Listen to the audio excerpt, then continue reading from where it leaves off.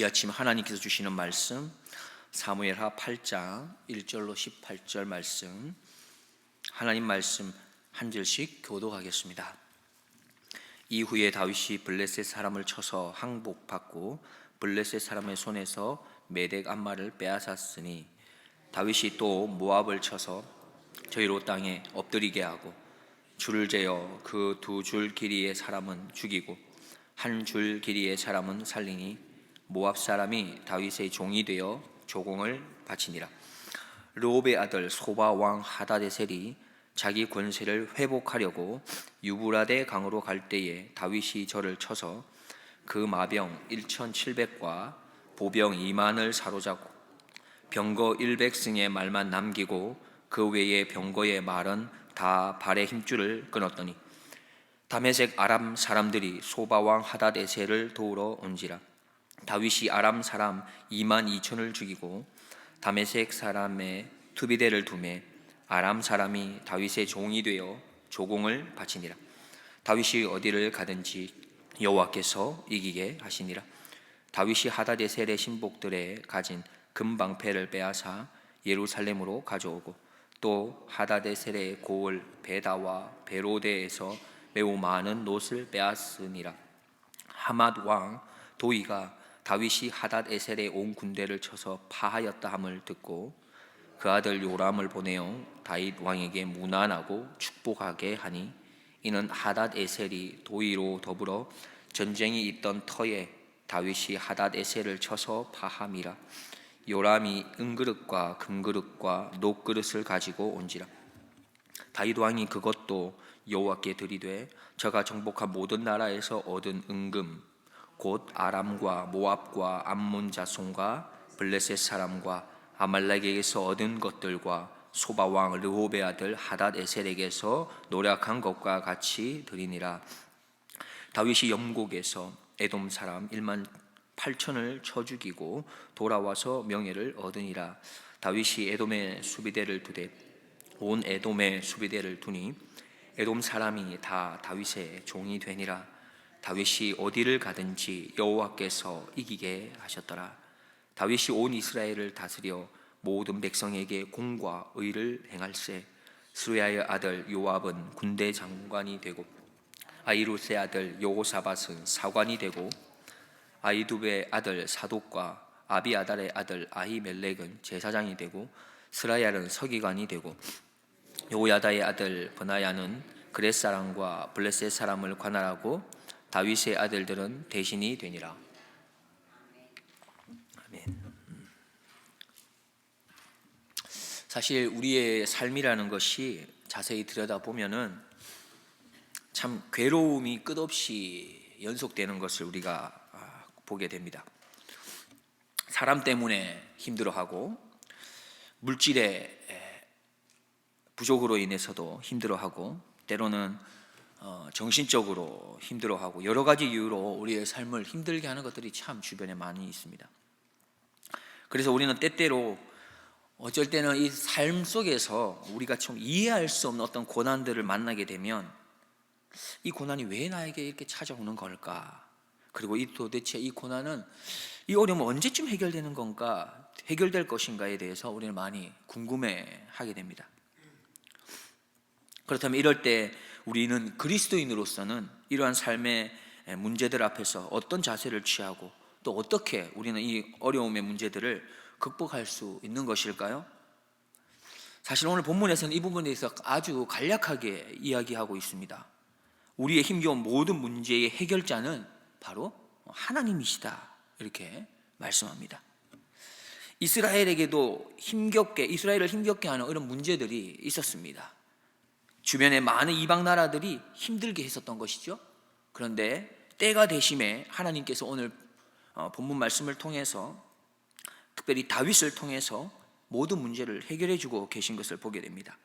그렇게 다윗이 어디를 가든지 여호와께서는 이기게 하심을 보여주시면서 동일하게 오늘 우리에게도 이렇게 말씀합니다. 너희가 어디를 가든지 여호와께서 이기게 하시겠다고 말씀하고 계신 것이죠.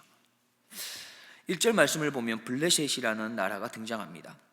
이후에 다윗이 블레셋 사람을 쳐서 항복받고 블레셋 사람의 손에서 메덱 암마를 빼앗으니라 했습니다.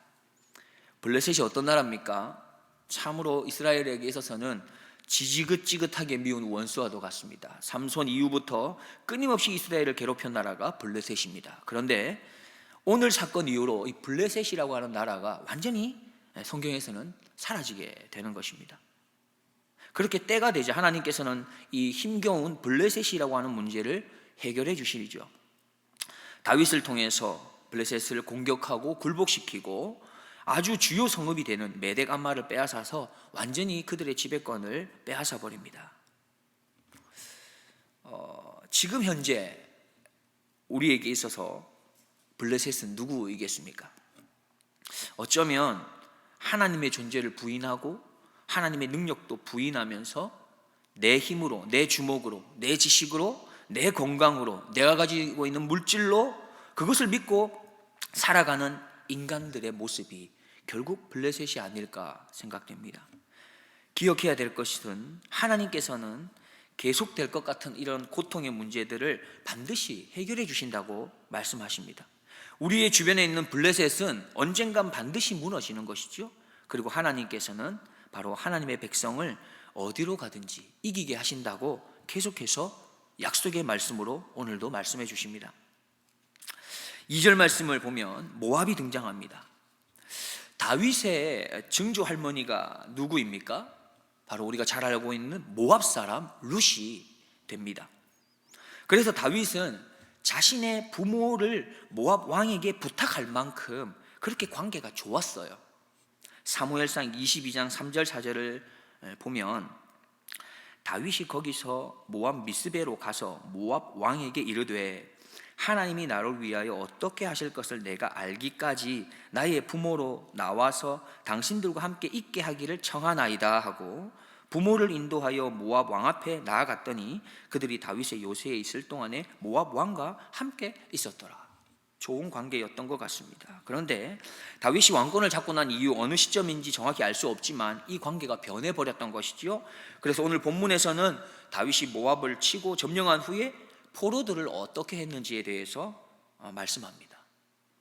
포로에 있어서 3분의 2는 다 죽였고 단지 3분의 1만 살려두게 되었습니다. 이렇게 하나님께서는 다윗을 통해 블레셋이라고 하는 나라에 이어서 모압을 쳐서 이기게 하시고 그렇게 승리를 허락하십니다.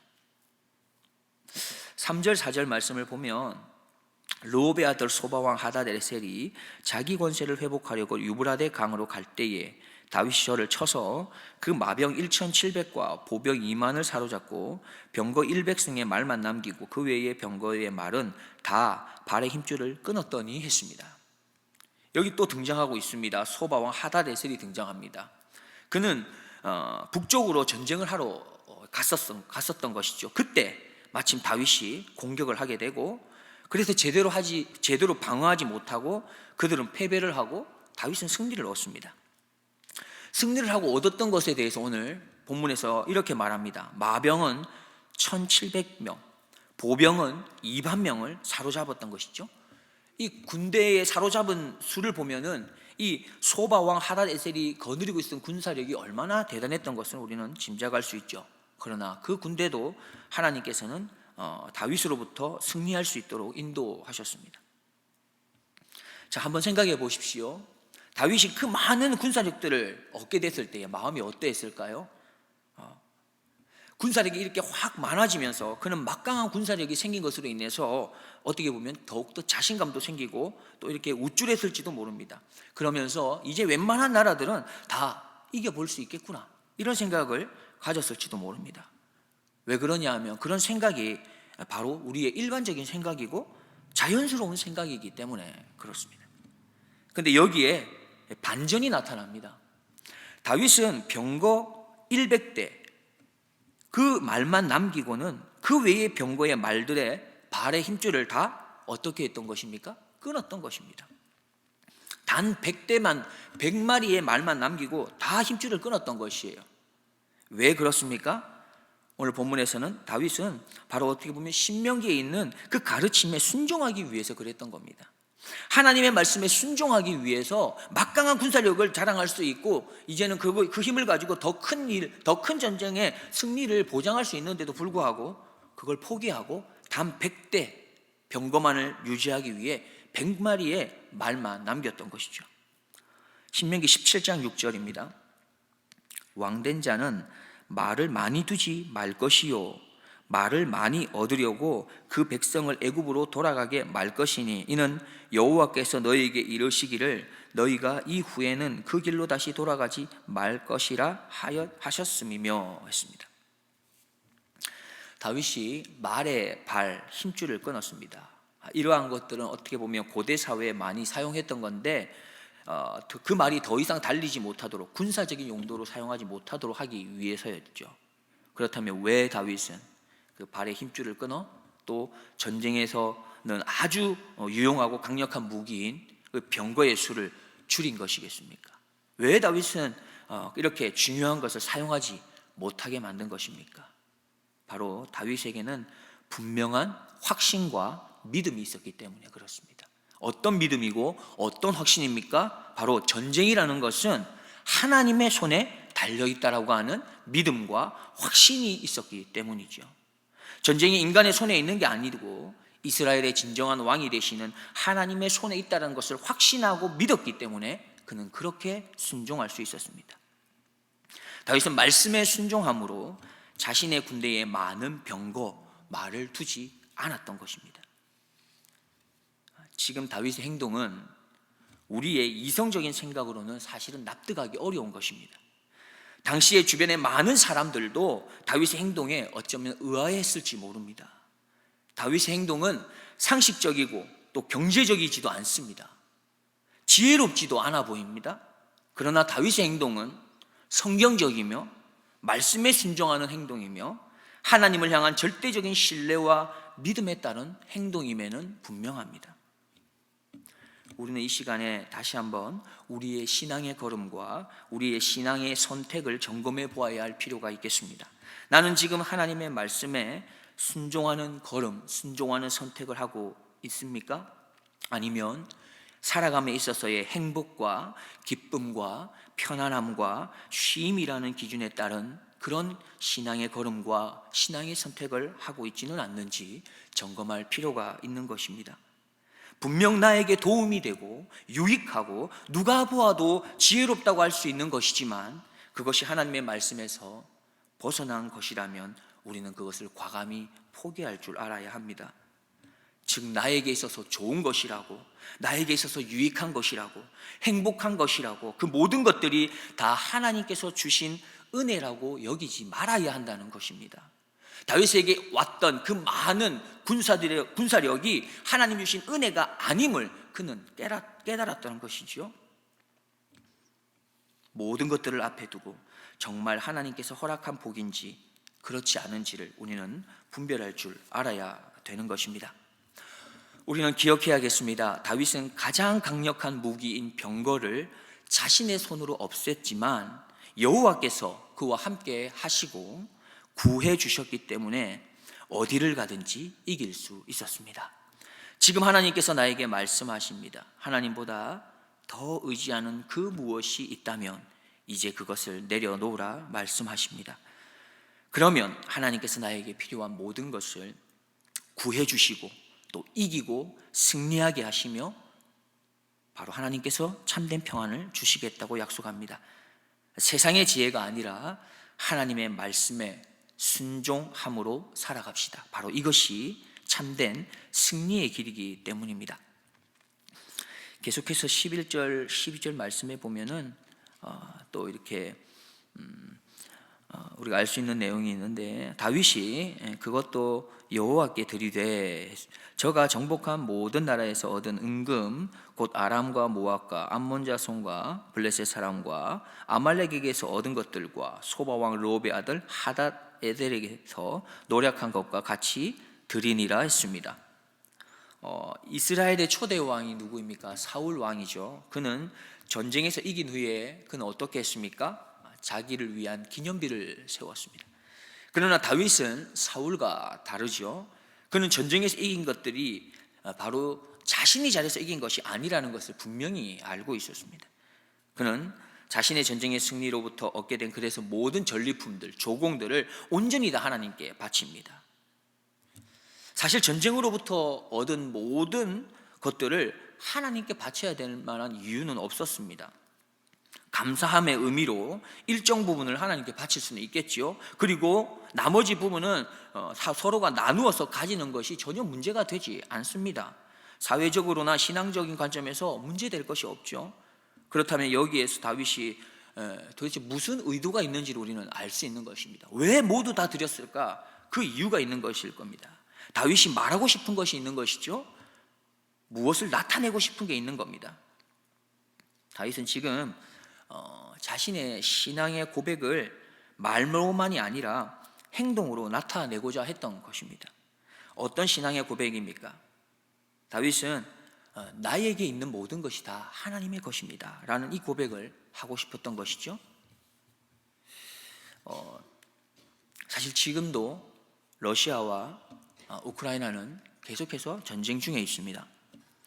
이 전쟁이 나중에 마치게 될 때에 누구의 승리로 끝나든지 두 나라 모두 큰 손해를 입는 것은 당연한 것이죠. 많은 생명을 잃고 도시가 파괴되고 또한 많은 재정들이 소비될 겁니다. 마찬가지입니다. 다윗도 지금 오늘 본문에 보면 수없이 전쟁을 했습니다. 그러면 전쟁을 했기 때문에 큰 손해가 있었을 거예요. 군사들도 잃고 재정도 많이 소비되었을 겁니다. 그래도 다행인 것은 다윗이 승리를 얻었기 때문이죠. 전리품을 얻을 수 있었던 겁니다. 그것으로 재정적인 어려움들을 또한 충당할 수도 있었을 겁니다. 그런데 지금 다윗은 어떻게 하고 있습니까? 모든 전리품들을 하나도 빠짐없이 모두 다 하나님께 바치겠다는 겁니다. 이 결정으로 인해서 지금 다윗은 경제적으로 큰 타격을 입었을 겁니다. 그리고 전리품 중에서 일부분을 받을 수 있다고 생각했던 군사들, 전쟁에 참여했던 병사들, 그리고 생명을 잃은 그 병사들의 가족에게 아무것도 돌아갈 전리품이 없도록 만들어버린 것이지 않습니까? 다윗은 이러한 막대한 손해를 볼 것을 알면서도 모든 전리품을 하나님께 드리기로 결정했습니다. 그 이유는 바로 모든 것이 하나님의 것이라는 고백으로 살아가는 그것이 바로 하나님을 왕으로 모시고 있는 이스라엘이 걸어가야 할 바른 방향임을 자기에게도 강하게 알리고 이스라엘 백성에게도 강하게 알려야 했기 때문입니다. 그러면 우리가 어떻게 하는 것이 모든 것이 하나님의 것입니다 라고 하는 이 고백과 함께 할 수 있는 행동일까요? 우리의 행동 중에서 어떤 행동이 참으로 나에게는 모든 것이 하나님의 것입니다 라고 하는 신앙의 고백을 담은 행동이겠습니까? 그건 바로 드리는 신앙에서 나옵니다. 다윗이 모든 것들을 드린 것처럼 바로 드리는 신앙에서 우리는 나타낼 수 있는 겁니다. 나누고 베푸는 신앙, 희생하고 섬기는 신앙으로 우리는 나타낼 수 있는 것입니다. 역대상 29장 14절에 나와 나의 백성이 무엇이 관대 이처럼 즐거운 마음으로 드릴 힘이 있었나이까. 모든 것이 주께로 말미암아 싸우니 우리가 주의 손에서 받은 것으로 주께 드렸을 뿐이니이다. 잠언 19장 17절에 가난한 자를 불쌍히 여기는 것은 여호와께 꾸이는 것이니 그 선행을 갚아 주시리라. 누가복음 6장 38절에 주라 그리하면 너희에게 줄 것이니 곧 후이되어 누르고 흔들어 넘기를 우리는 어떻게 알고 그것을 세워갈 수 있겠습니까? 하나님의 정의와 공의가 바로 우리에게 정확하게 보여지는 것이 무엇이냐 하면 바로 예수 그리스도의 십자가입니다.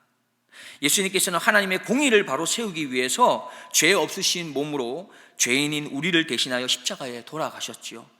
바로 예수님의 죽음으로 하나님의 공의를 바로 세웠던 것입니다. 그런데 바로 그 십자가의 죽음 안에는 공의만 있는 것이 아니라 우리를 향한, 죄인인 우리를 향한 뜨거운 주님의 사랑도 함께 나타나는 것입니다. 결론적으로 하나님의 공의 그리고 정의를 세우는 교회, 하나님의 공의와 정의를 세우는 가정은 바로 예수 그리스도의 십자가가 그대로 나타나는 교회이며 가정입니다.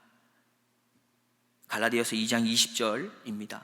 내가 그리스도와 함께 십자가에 못 박혔나니 그런즉 이제는 내가 산 것이 아니요 오직 내 안에 그리스도께서 사신 것이라.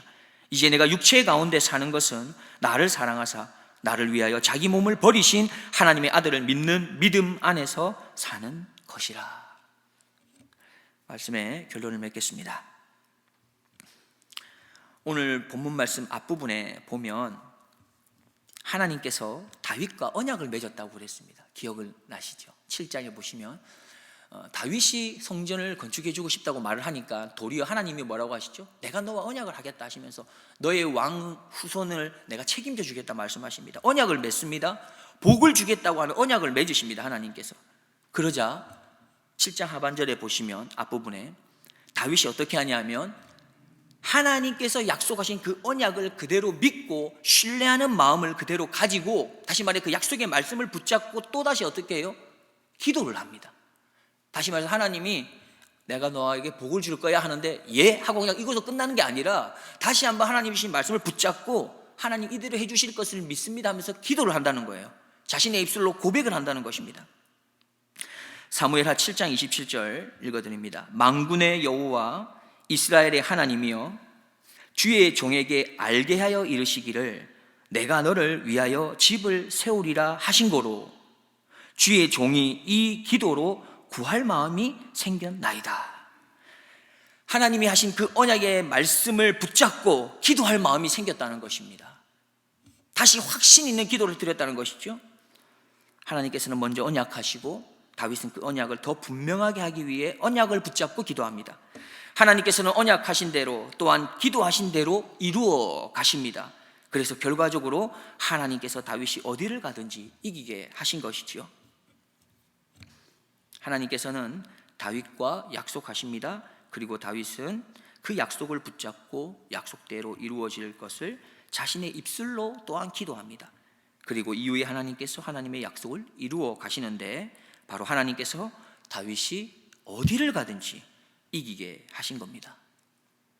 하나님께서는 다윗과 언약하신 것을 반드시 지키기 위해서 다윗이 어디를 가든지 이기게 하셨습니다. 우리가 먼저 붙잡아야 할 것은 바로 하나님과 내가 함께 나누었던 약속의 말씀입니다. 우리에게는 약속의 말씀이 있습니까? 그렇다면 그 약속의 말씀을 붙들고 반드시 이루어질 것에 대한 믿음을 가지고 우리는 하나님께 나아가야 합니다. 그 약속의 말씀을 붙들고 기도하러 나아가야 합니다. 그렇게 될 때에 하나님께서 우리의 삶 가운데 언제나 어디로 가든지 어디에 있든지 이기게 하신다고 약속해 주셨습니다. 약속의 말씀을 마음에 꼭 새기십시오. 그리고 그 약속의 말씀을 입술로 고백하며 기도하는 자리를 가지십시오. 그러면 하나님께서 기도에 응답하시고 어디를 가든지 이기게 하실 것입니다.